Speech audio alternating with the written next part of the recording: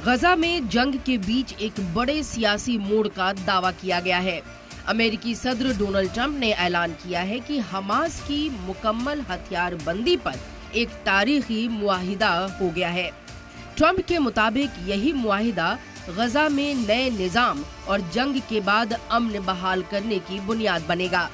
Trump के इस दावे की तस्दीक बाद में हमास और गजा बोर्ड ऑफ पीस की जानिब से भी की गई।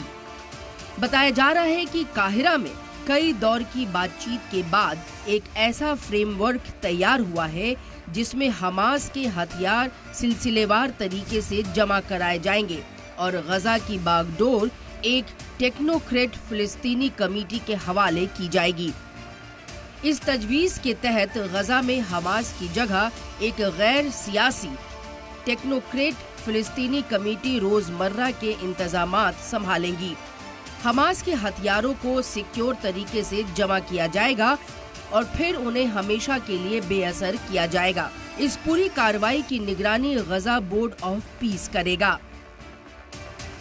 इसके बाद इजरायली फौज की मरहलावार वापसी पर रास्ता खुलेगा, जबकि गजा की हिफाजत के लिए एक इंटरनेशनल स्टेबलाइजेशन फोर्स और नई फिलिस्तीनी पुलिस फोर्स तैनात की जाएगी। हालांकि तस्वीर का दूसरा रुख अब भी पेचीदा है। इजराइल ने अभी तक इस तजवीज पर पूरी तरह हामी नहीं भरी है।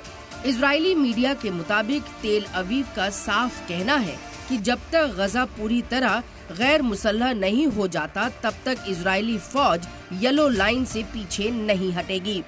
दूसरी तरफ हमास के सीनियर लीडर गाजी हमास का कहना है कि मिस्र, कतर, तुर्की और दूसरे इंटरनेशनल मध्यस्थ इस बात की गारंटी दें कि इजराइल मुआहदे की हर शर्त पर पूरी तरह अमल करेगा। यानी मुआहदे का ऐलान तो हो गया है, लेकिन सबसे बड़ा सवाल अब भी बरकरार है, क्या जमीन पर भी यही तस्वीर नजर आएगी?